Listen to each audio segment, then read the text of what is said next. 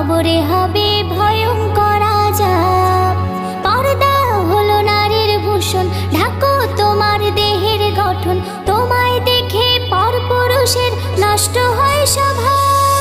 ও মেয়ে তুমি পর্দা করো, পরো রে হিজাব, নইলে তোমার কবরে হবে ভয়ঙ্কর আযাব। ও মেয়ে তুমি পর্দা করো, পরো রে হিজাব, নইলে তোমার কবরে হবে